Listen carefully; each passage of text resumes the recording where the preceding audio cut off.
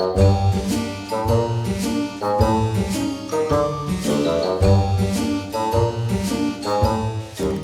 best way to add some variety to your cemetery scene is to do more than just tombstones.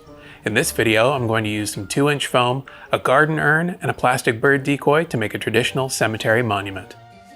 To get started, I found a 12-inch half dome that I'm going to cut down to match the lip of my garden urn by inverting the dome, placing it inside the urn, and marking it where the 2 pieces meet and cutting off the excess. I'll also need to create a flat spot in the top of the dome. It will make it easier for attaching the plastic crow decoy. Before I can join the 2 pieces, I'll need to add a foam foot to our crow. This will help make the transition from the crow to the dome look more intentional and provides a better gluing surface. I cut a piece of foam with an inch allowance around all sides, and with a bit of glue to secure the foam and a few clamps to keep it in place, I can set it aside to dry.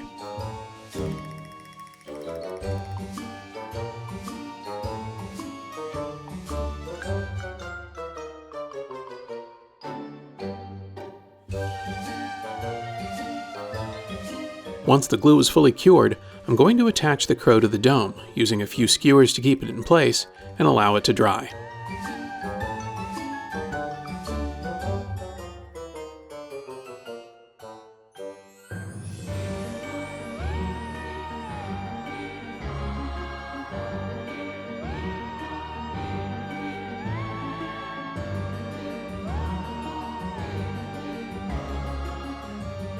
While I wait for the glue to dry, I have a piece of 2-inch foam that I've cut down to create a cap for our monument. This dimension is the width of the plastic urn's base plus half. To determine the center, I'll draw 2 lines diagonally from corner to corner. Once I have those lines, I can measure out 4.5 inches in all directions from center to mark where the edge of my urn will go. Then I can trace its placement, and with my widest rotary tool bit, I'll create an inset for the urn. This inset will allow for more points of contact between the foam and the urn, and when glued will create a more secure bond.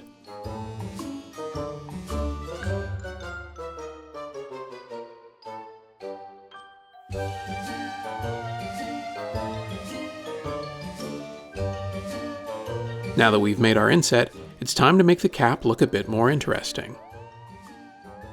I have a variety of cutting bits for my hand router, and so I'm going to create a decorative profile on the cap to make it look less like a block of foam.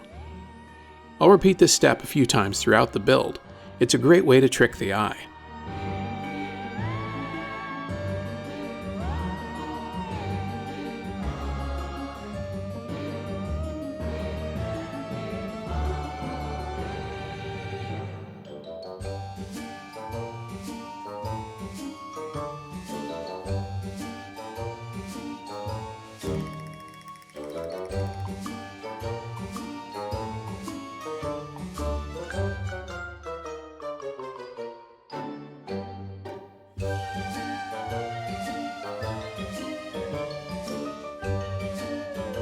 When I'm happy with the cap, I'll glue the base of the urn to it and allow it to dry.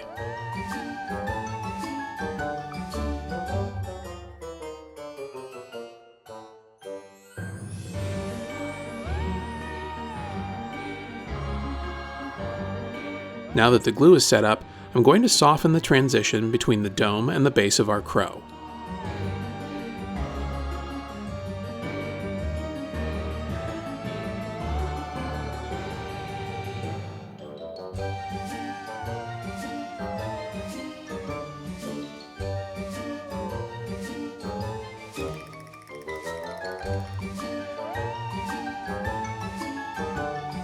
Once I'm done shaping the foam, I'll use some epoxy sculpt to help smooth out the transition.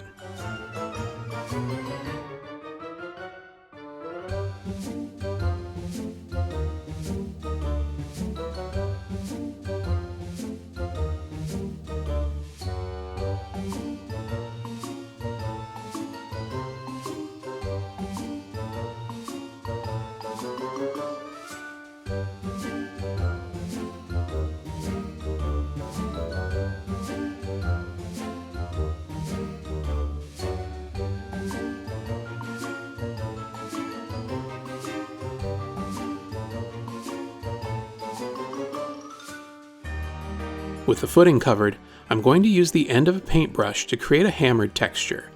This helps hide any of the lumps and weirdness in the transition and gives it a more interesting appearance.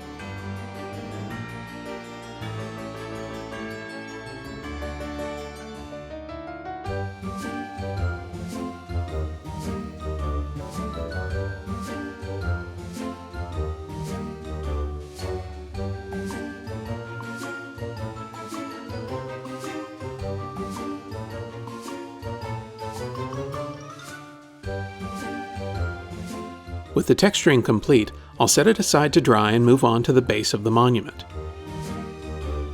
I cut the base from 3-inch foam and will again use my router with a different bit to soften around the edge. Then I'll repeat this step on a few other simple box pieces I made off camera before gluing them all together, using skewers to hold it in place as it dries.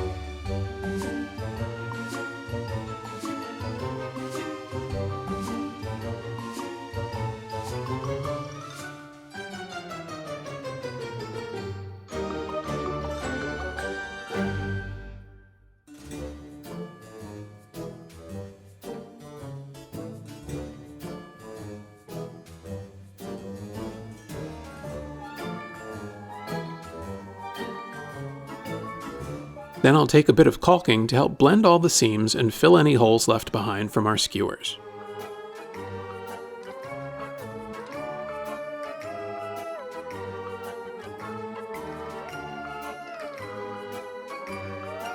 Off camera, I cut down some additional trim pieces from 1-inch foam and routed the edge to add a more finished transition between the middle of our monument and the cap.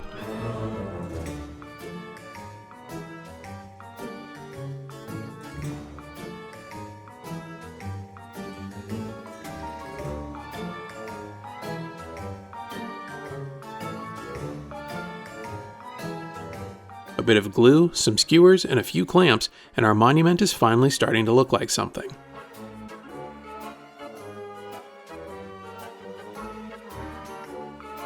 Now that everything is assembled, I painted the foam and clay areas with black acrylic paint and let it dry, and now I can add patina using watered-down acrylic paint in a spray bottle. If you've watched our patina video, this process will look familiar. Add layer after layer of paint, allowing it to dry between coats until you're happy with the overall look. After a few passes, the patina washes dry and it's time to dust it with a bit of bronze spray paint. This technique is a bit different than most since others start with the bronze and finish with the patina, but since I only want a hint of metal, I find this to be a better approach.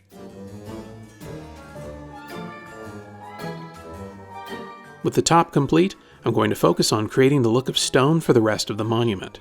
As usual, I'm going to coat this piece with Drylock Original, followed by some stippling to give it more texture. It's a great way to protect your monuments and tombstones while giving them a sandy, stone-like appearance.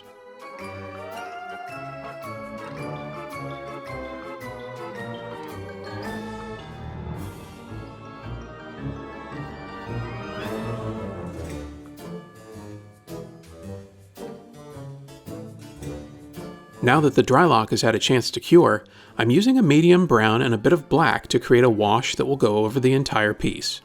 I'll repeat this weathering pass a few times until I'm happy with how it looks.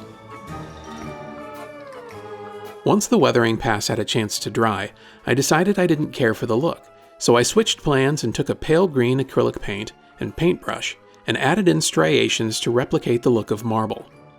I used some water to help soften the brush strokes and reactivate some of our weathering before allowing it to dry.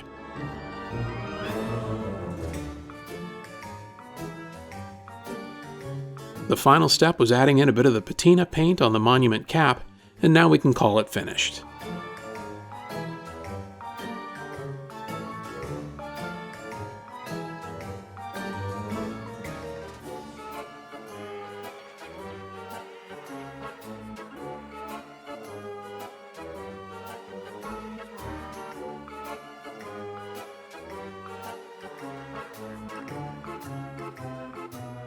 Well, that's going to do it for this video. I hope it showed you some useful techniques that can be applied to your own projects. And if you want to see more tutorials like this one, be sure to subscribe to the channel, like the video, and hit the notification bell to be alerted to the next time we put out another one.